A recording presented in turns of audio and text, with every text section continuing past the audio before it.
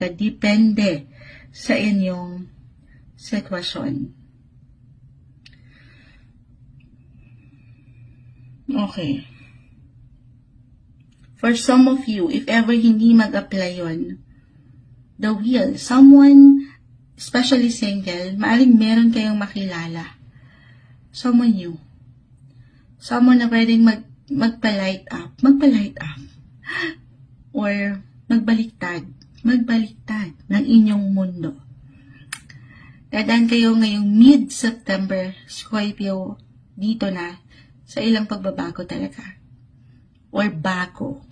Merong bago pagdating sa usaping relasyon, pag-ibig.